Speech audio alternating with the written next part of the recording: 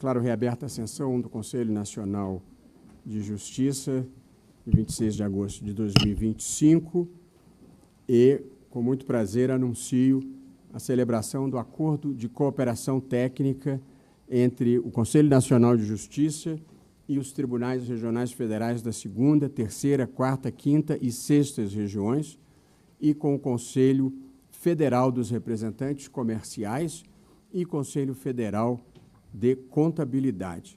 Queria saudar e agradecer a presença do presidente do Tribunal Regional Federal da 4ª Região, que tem sido o tribunal um excelente parceiro aqui do Conselho Nacional de Justiça, desembargador João Batista Pinto Silveira.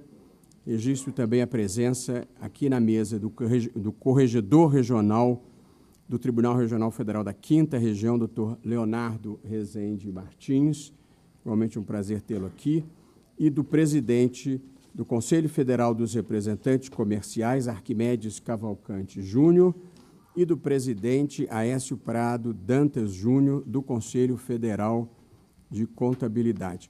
Agradeço também a colaboração e a adesão ao nosso acordo dos presidentes que não puderam estar presentes: Luiz Paulo da Silva Araújo, do TRF2, o desembargador Carlos Muta, do TRF3, e o desembargador Valisney de Souza, do Tribunal Regional Federal da 6ª Região. Nós, então, aqui estamos anunciando a celebração desse acordo de cooperação técnica entre o CNJ, os tribunais e os conselhos, que é para tornar mais eficiente as execuções fiscais dos conselhos profissionais, alinhados com a política que temos adotado aqui no Conselho Nacional de Justiça para a redução da litigiosidade em geral. As execuções fiscais, ou seja, a cobrança da dívida em juízo, da dívida pública em juízo, tem sido o maior gargalo do Poder Judiciário brasileiro e com baixíssima efetividade. A arrecadação em execuções fiscais é inferior a 2% do valor que se pretende recuperar. Nós conseguimos fazer muito nesses 2 anos quase da minha presidência, e no final de 2004, as execuções fiscais, elas, naquela época, correspondiam a cerca de 1/3 do acervo pendente do Poder Judiciário, 34%. Mas, segundo os dados de hoje, houve uma queda de 10 pontos percentuais e a fração atual é de menos de 1/4, de 24%. A taxa de congestionamento de quase 84% caiu 15 pontos percentuais para 69%. Portanto, nós conseguimos extinguir 13 milhões de execuções fiscais entre outubro de 2023 e junho de 2025. E conseguimos isso com providências relativamente simples. A exigência de prévio protesto do título antes do ajuizamento da execução fiscal e a determinação de que fossem extintas todas as execuções fiscais até R$10 mil de valor histórico que estivessem sem movimentação há mais de um ano, sem penhora de bens do devedor ou sem citação do devedor. Mas nós ainda temos muito o que fazer, e o presente acordo ele se justifica muito especialmente porque dos 20 maiores litigantes do Brasil no polo ativo, 6 são conselhos profissionais. Nem eu sabia desse dado impressionante, porque as execuções fiscais dos conselhos representam quase 21% de todas as execuções fiscais pendentes perante a Justiça Federal. Portanto, estamos falando de cerca de 650 mil processos, quase todos de cobrança de mensalidades profissionais.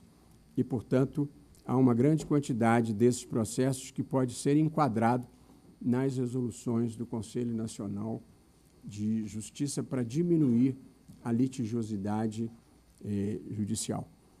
Conclui-se, portanto, que apenas pouco mais de 5% dos processos têm valor conhecido igual ou superior a R$10 mil, e todos esses processos que estejam parados há mais de um ano deverão ser extintos. E quem é do ramo sabe que uma execução fiscal parada há mais de um ano, sem penhora de bem do devedor ou sem citação do devedor, não vai chegar em lugar nenhum e fica apenas fazendo estatística ruim no Poder Judiciário, mas toma tempo dos juízes. Portanto, essa assinatura também representa a observância pelos conselhos da consulta decidida pela conselheira Daiane Nogueira de Lira em novembro de 2024, que entendeu que também os conselhos estão submetidos a essas regras do prévio protesto e da extinção se forem inferior a R$10 mil e estiverem paralisadas há mais de um ano.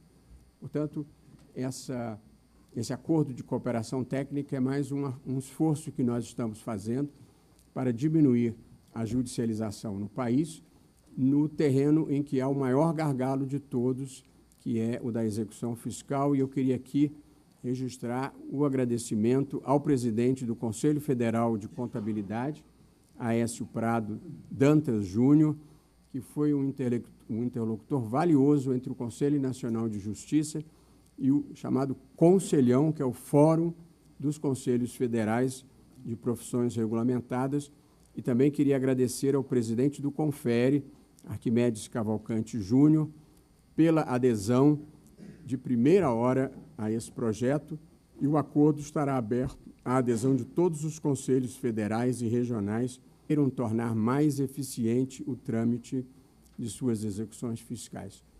Nós temos tentado aqui, a partir do Conselho Nacional de Justiça, dentro das nossas competências, caros presidentes, corregedor, enfrentar o tema da litigiosidade no Brasil, da litigiosidade excessiva no Brasil. Nós temos em trâmite no Brasil, ainda vai sair o Justiça em Números desse ano, em algumas semanas, mas em dezembro de 2024, nós tínhamos 83.800.000 ações em curso, possivelmente um recorde mundial.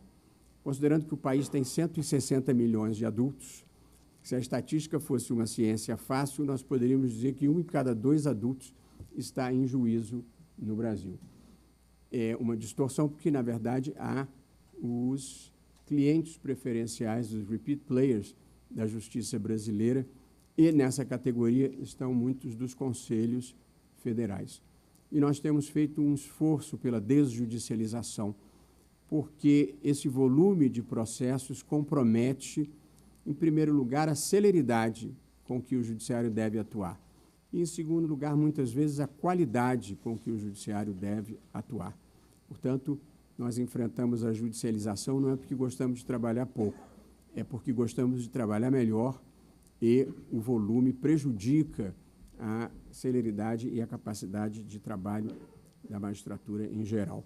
Portanto, queridos presidentes, João Batista, corregedor Leonardo Rezende, Arquimedes, Aécio, para celebrar esse acordo técnico que vai nos ajudar a diminuir mais uma parcela do volume de execuções fiscais no país, que eu tenho o prazer de assinar esse acordo de cooperação técnica. Passo a palavra ao presidente do Conselho Federal dos Representantes Comerciais, doutor Arquimedes Cavalcante Júnior. Muito obrigado, excelentíssimo ministro Luiz Roberto Barroso.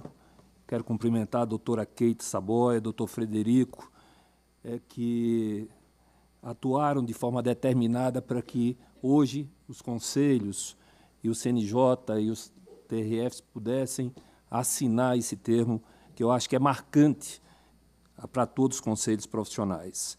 Os integrantes do CNJ, o representante dos TRFs aqui, o desembargador João Batista, o corregedor Leonardo, TRF5, aos meus pares que aqui estão em peso, ministro Barroso, 100% do colegiado da representação comercial brasileira veio validar essa assinatura. As execuções fiscais, as cobranças estão nos conselhos regionais e aqui nós temos 100% do sistema Confere Cores.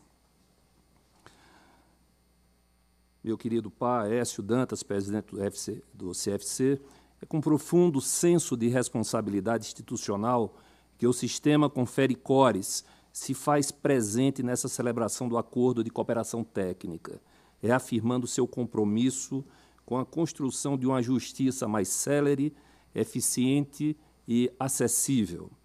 A representação comercial é um dos pilares silenciosos, porém vigorosos, da economia brasileira. Nossos ancestrais são os antigos caixeiros viajantes, e hoje somos quase 1 milhão de profissionais que diariamente conectam produção e consumo, indústria e varejo, inovação e mercado.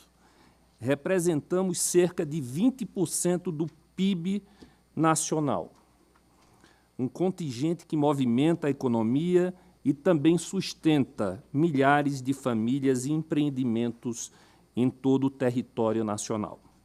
Ao firmar este acordo com o CNJ e os tribunais regionais federais, o sistema Confericores demonstra, com todos os seus dirigentes estaduais aqui presentes, a unicidade e a coesão de um sistema que acredita na força das instituições e na relevância de um judiciário independente, moderno e comprometido com o cidadão.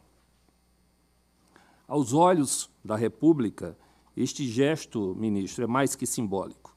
É a expressão de que os conselhos profissionais, o federal e os seus regionais vinculados, quando unidos, podem contribuir decisivamente para o fortalecimento da democracia, da justiça e da cidadania. Ministro Barroso, recebo o respeito e o apoio irrestrito da representação comercial brasileira. Nós temos aqui uma grande comitiva na tarde de hoje no CNJ. Que este acordo seja um marco de cooperação institucional e um exemplo, como diferentes setores podem convergir para o bem comum. Só coloco a todos, e é um pedido especial a esse presidente, que nós temos uma segunda etapa. Nós temos no Tribunal de Contas da União um acórdão recente que ele diverge hoje daquilo que nós estamos fazendo. É uma posição, um acórdão firme, até diria draconiano, na questão das negociações de créditos difíceis. Então, os conselhos tinham recuperação, tinham chamados refis, e que isso era extremamente exitoso para possibilitar uma nova inserção do profissional ao seu mercado de trabalho, a evitar renúncia de receita por parte dos seus dirigentes, mas esse acordo gera temeridade nos gestores da imputação de responsabilidade. Então, creio que todos nós temos uma segunda etapa, não é? Os conselhos já atuavam na questão de evitar a judicialização, mas nosso compromisso institucional, nossa atividade finalística, nos impunha essa obrigação.